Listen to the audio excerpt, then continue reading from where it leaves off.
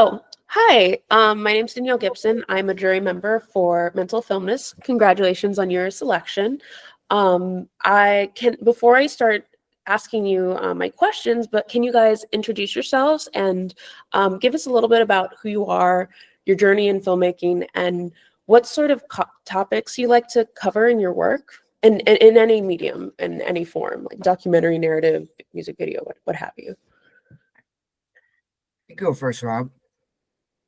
Okay, my name is Rob Viscardis. I am the producer and editor of My Dad's Tapes, and I've been working primarily in film for about 10 years, making film since I was a kid. Kind of just got into it by way of doing it, and so I've along the way made all kinds of stuff, docs, scripted, commercial, running a production company. But lately, trying to focus on documentaries. And so, as you know, this film is about mental health. I've also got another series based around disability awareness. I made a film about workers' rights, and another film about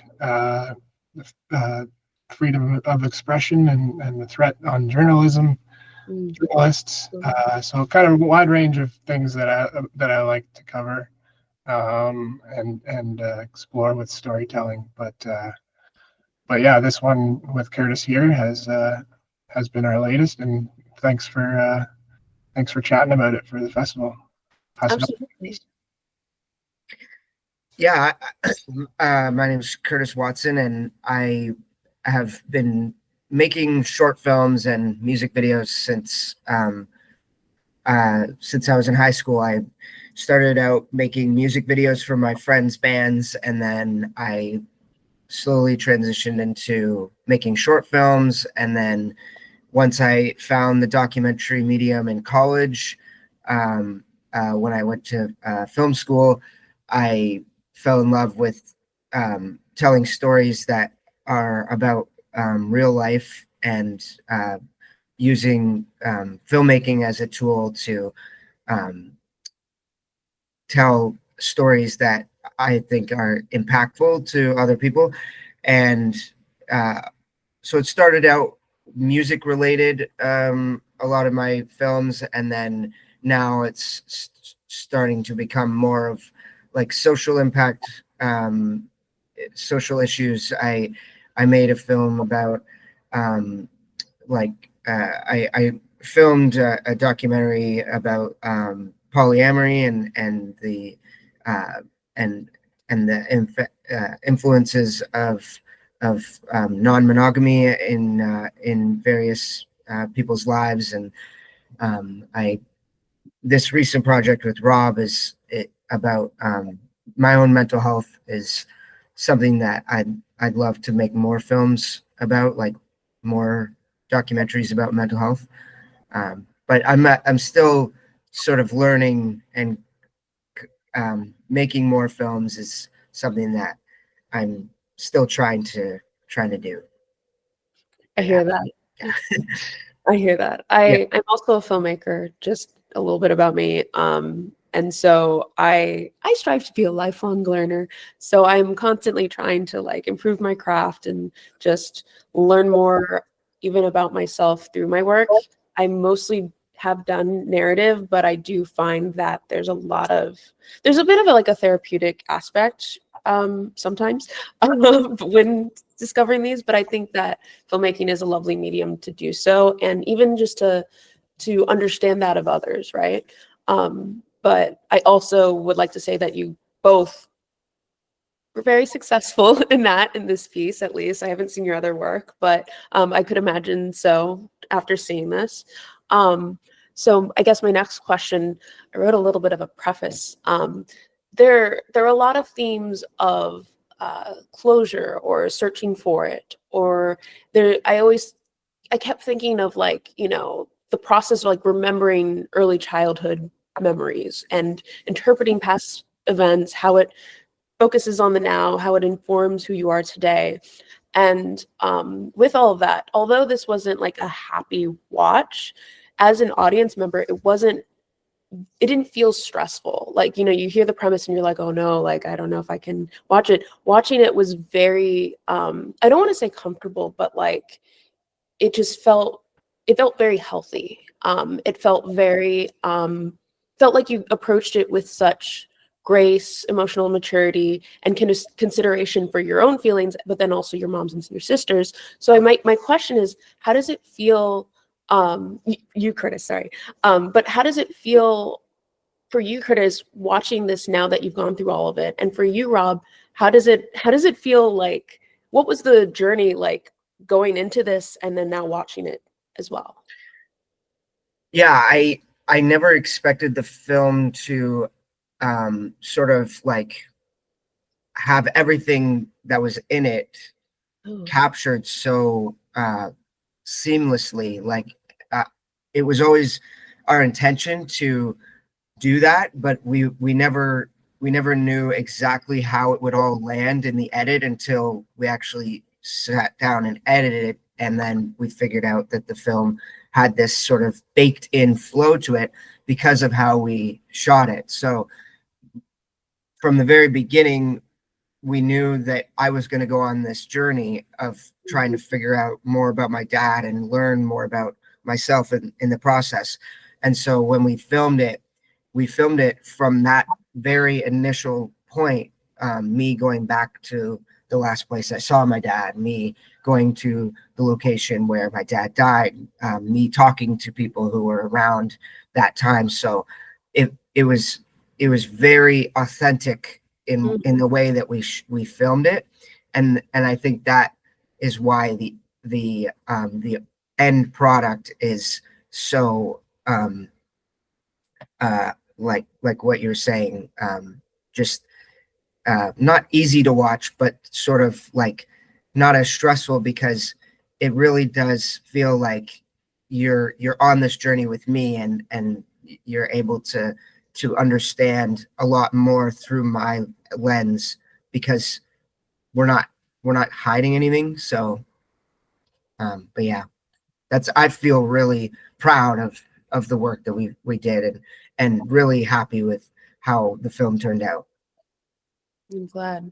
It was very apparent that that you were so generous with sharing these moments of your life, like unfiltered, and it was just done with so much kindness and generosity of like, but yeah. Anyway, I have other questions too. But go ahead, Rob. I'm sorry. Yeah, I mean, I guess I could just speak to like, yeah, the topic of suicide. You know, you kind of expect there to be this really kind of tragic storyline to the film, and it is very tragic, but you know, we didn't want to necessarily dwell on those negative moments, and to be honest, isn't really any negative moments, because there was so little known about Leonard, Kurtis's father, and his struggles. So really, the film kind of ends up being like you know, an honoring of him, and so the film has a lot of love in it, in that sense, that it's, you know, a tribute to him, and you know, as opposed to sort of living in the past, we're living in the now, and in the healing process. And luckily, what ends up happening in the film is healing, and so that's a positive feeling that you feel as the audience member as well, I think. So yeah, like, incredible for me to be a part of that, and part of that journey as a filmmaker, but also like just kind of getting to know the family so well, and seeing how much they've changed, and how things have improved for them since we started. So yeah, it's pretty incredible, the power of storytelling, and taking the step to go about doing this, to getting things open and in the open, and making a difference for people's mental health. It's great. Yeah. I could imagine even just like coming in as like an outside person coming in, how much how delicate you need to be with that. And so like the reason why I ask you is because I know it can't be, even with other documentaries, I know it can't be easy to watch it from start to finish and navigate how to put together a story like that. And again, like as the editor, I felt like you chose such great moments. I'm sure you both worked together, but just I also wanted to compliment you on that as well. Thank you. If this kind, I guess my what I was about to ask you in the last question, I have a question in this one as well. So you guys spoke about you know, saying that you had nothing to hide, and you did do a really good job of showing the conversation in the moment, and which is again incredibly generous, and all of the grace and maturity you brought to it didn't get into the way of, you know, asking those confronting questions, and to really make space for yourself, and not, I guess, not necessarily draw boundaries, but just like not shy away from the topic. You like embraced it fully. But that has to take time. And, you know, there's a moment in the film where you say it took you 3 weeks to get through the tapes, which even as like a filmmaker in general, like I understand how long it can take, but then like on top of that, it being something so such a precious memory, such precious memories, it, you know, that adds to the time it takes. How long do you think it took overall to get all of the footage you needed versus how long did it actually take? I think we were filming for like I can't remember exactly how long we were filming, but like on and off for a couple years, right, Rob? It was like Wow. a couple years of filming, you know, here and there. We tried to film as much as we could, as many scenes as we could all at once to minimize sort of the costs baked in of filmmaking. So we tried to film a lot of the scenes together as much as we could, but there were some stuff that I just filmed myself, and there were other scenes where we had to just film after the fact because we just needed an extra shot of this or something, you know, once we figured out the edit.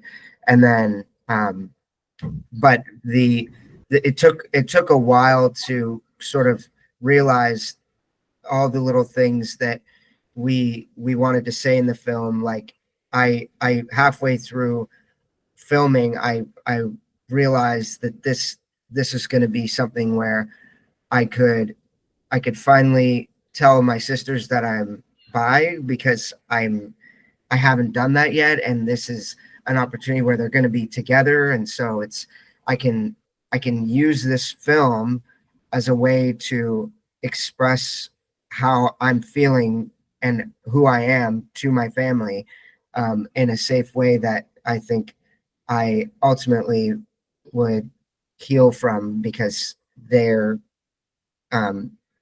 sharing their you know, trauma with me, and so I feel like I owe it to them to at least tell them Oh, everything about myself. And so that kind of came up while filming the film. Like I realized that, and then there was also a moment where Rob and I were talking about um, you know, my own mental health journey, and me coming to terms with the fact that I struggle with mental health, and that was something that I'd mentioned to my sister in one of the interviews, and we decided to put that in the film because we felt like it needed to be in there, because I that's part of my journey is coming to terms with that as well. So yeah, it was definitely a process throughout the whole film, of trying to make sure that we get everything that we possibly can in there.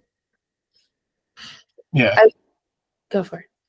and we didn't have funding for this film when we shot it, so we were kind of like chipping away at things when we could and with what we had. So, you know, in a way that almost worked in our favor, because it gave us time to kind of think about things in between, and we were still pitching the film and actively trying to figure out what it was, and had started making a demo before we were even done shooting.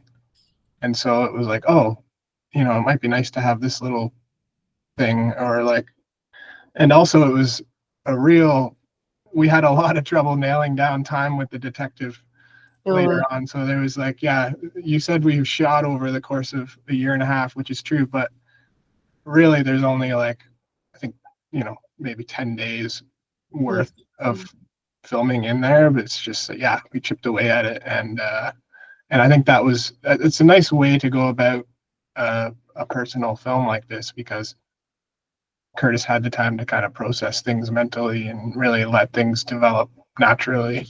And although it was annoying not having funding to make the film initially, I think it did sort of work in our favor in that way. I always find like, having whatever, I'm not saying that it's easy, but like having some sort of limitation kind of helps make decisions easier sometimes. Like if you're like, I don't know, do I want to do this or this? Well, we have money for this, so let's do this, right? Yeah. But I think it's also very different depending on what type of project, of course. I guess kind of piggybacking off of that. Okay, so I have two questions. I'm going to ask them kind of out of order. Kurtis, I think this is more of a question for you. There's the surprise at the end, where you do come out to your sisters, felt like such a like cheers, happy, a cheers to life. Like here's something very happy to look forward to. And the reaction that your sisters give you is just so sweet and so genuine. And it's like a really nice, like, kind of like, it's the equivalent, I don't want to say like the equivalent of a comedic relief, but like kind of like a pick-me-up at the end. And so you kind of spoke about that just now, but was that something you planned all along, or like was that something that you decided to get to when you were towards the end of the shoot? Yeah, like I never told them, not really for fear of that they would not accept me, because I knew that they would accept me for who I am.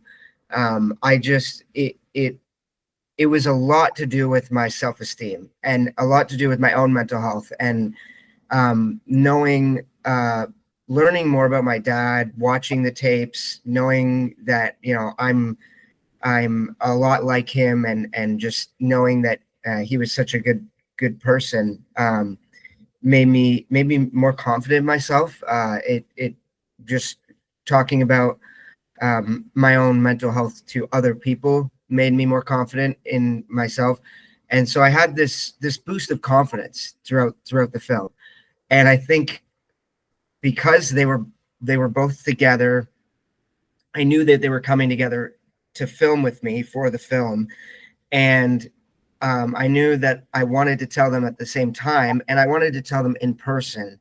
Mm-hmm. They live far away, and so when they're in person, it means a lot, but they're rarely in person together at the same time. So I had this unique opportunity where I felt like I was confident enough where I could actually just say it without feeling like bad about it, and that's why I did it. I chose to do it for the film, and I think their reaction was expected, but also I really do appreciate that they reacted the way they did, because I knew that getting that reaction would make me feel so much better about my family and my own life, because they mean a lot to me. So to have that was really, really special. And yeah, I couldn't have asked for a better reaction to that. Yeah. Awesome. Yeah. So then I guess you answered one of my questions, which was going to be like, what did post-production look like for you as an editor, Rob, and for you as the filmmaker and subject of the film, it sounded like this was an ongoing. So you had your demo that you could kind of put in what you needed. You could figure out what would also go along with it. But how much longer after filming initially ended did it take to kind of solidify everything? It was about 11 weeks of editing, Mm. and I think there was like 3 chunks of time in there, and then each time we stopped, we ended up shooting something that first block of editing kind of revealed that we needed, or we knew we were waiting for anyways. So yeah, it was very, very short amount of time. But I think having spent so much time kind of working on, like, being the one sort of working on the film from the get-go with Kurtis, I already knew kind of a lot about what we wanted to do, and being there filming everything, I knew what footage we had, so that was helpful to making it go quicker. But also having Kurtis's notes on the footage after he had gone through all the footage as well, so there was a lot of efficiency baked into the editing in that way. But yeah, it kind of was interesting. One thing I can say about the editing that was interesting was just sort of figuring out what the film actually was in the process, because originally we thought it would be short film, and we didn't necessarily know it would have this vibe that it does. You know, I think maybe originally we thought it might be more like talking head, like cutting around all over the place sort of thing. But then it ended up being this really experiential film, in that like, you'll know if you've seen it, you sort of go through all these scenarios with Kurtis, and it sort of feels like you're following him through the process, and the conversations kind of feel raw, and you sort of sit down with somebody, you have this sort of takeaway from that conversation, and then it moves on, and so that was something we discovered in the edit. It was that, you know, each one of these interviews and Kurtis's reaction to it in the moment, or the way it hit him, that's the scene. And so, you know, once we had all these scenes, it just sort of, there was a natural kind of plot line there, and so then it all started to come together as a film, and all these reaction shots of Kurtis, like, luckily we had a camera on Kurtis during the interviews to be able to make those scenes work. So yeah, it was a lot of fun to kind of put it together, and you know, it being a first person film, trying to, like, you know, channeling Kurtis into my brain while I'm editing, and, you know, constantly talking to him about, like, you know, about how he was feeling about things, so that if there was narration being worked on, that it would be authentic and you know, true to life. So yeah, it was a lot of fun to edit. That's awesome. That's awesome. Yeah. Just, I want to thank you for both of you, all of your work that you put in. You're seeing all of the success of it as it gets into different festivals or screenings. But I just want to point out, like, thank you. It's such an important story to share. I know a few friends of mine from childhood who had a similar situation happen, and as adults, it's not as easy to find that information out, and it's just really, it was really reassuring to see you being able to have that conversation as such a come together moment. It was really just, you have a beautiful family is what I'm saying, Kurtis. So thank you for that, and thank you, Rob, for staying on it, getting all the reactions that we want to see, and it really makes you it really puts it into perspective. There's no, I feel like I'm not left with too many questions. I think the only question I really had during it, which I think was answered later in the film, was like, I can't remember, your sisters are Shannon and Rebecca. I don't remember. I think it was Rebecca who said that she didn't want to know specific details, but then like later on she went on to ask. Was that a decision she just kind of made as she asked the question, or because it just was done in such a healthy, safe way that I could see how she would want to ask, But I think she didn't know that, or sorry, Kurtis didn't know that she had said that in the car. Oh. So then when they were sat down for the interview, I think, they started talking about some of the details. And then I think by that point, she had already opened up so much that she wasn't about to be like, no, stop, don't tell me anything again. You know what I mean? Like, yeah. This had, like, made it a safe environment for her to open up in that way. And then, we see her, reaction to finding those things out for the first time. It's really powerful. Yeah, absolutely. Great. So I think my next question's kind of like open-ended, but and you talked about it a little bit at the beginning, but what is your previous work? What sort of things did you make before, and how do you think this has either been informed by that, and how informed is this piece on your past works? Does that make sense? Yeah. I mean, well, I've worked on several other personal cathartic films. So for me, this was kind of like in my wheelhouse. Like I felt really kind of confident to, like one of the first documentaries I edited was also a feature doc where both of her parents had died of cancer, and she was sort of just goes on this journey to kind of process it.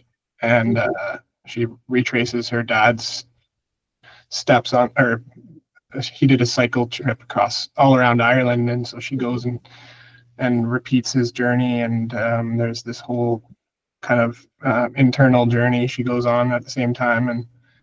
And then there's a couple other really kind of personal heavy films I've worked on. So for me, it's an arena I have worked in before. And so I think that's partly why Kurtis sort of trusted in me to work with him on this as well. But for Kurtis, this is your first long format film. Maybe, I don't know, how would you answer that for yourself? Well, like I was completely new to anything to do with films that tackle subject matters as heavy as suicide. So I knew that Rob was the perfect person to be a partner with this film, because not only did I know him, and he was from the same small town as I grew up in, but we also I also seen his work tackling other heavy subject matters, and I knew that he had edited these films, feature-length films. So it was kind of like a no-brainer in my mind. I was either going to make the film with him, or I was just going to probably not make it. And that was basically what I was thinking. Of course, I knew that I wanted to ask these questions, so maybe I would have still made it. It just wouldn't have been as a film. I might have just asked those questions that I've been wanting to ask my family. But I think it was really because of Rob that it got to where it did. And then I actually had tried to make a narrative short film about a boy who loses his father and has these tapes that is left for him, but it's less about the tapes and more about the boy like having sort of like struggling with mental health and like having sort of like suicidal ideation. And so it was kind of like this weird thing where I was making a film that I wasn't really sure what it was, but I wanted to express what I was feeling in a film, but I didn't know how, and I didn't know what the film was going to be. And we actually, halfway through shooting that, I realized this isn't a film. I don't even know what the script is going to be. And then a few years later, that was right before college. And then throughout college, I, learning more about myself and everything. End of college, I'm now thinking about making this documentary. So it's kind of like it's all the idea of using film to kind of help my mental health has I've been trying to do that for a while, and then it wasn't up until this film that it actually came to fruition, like the need to help myself. But yeah, so it's been a long time coming.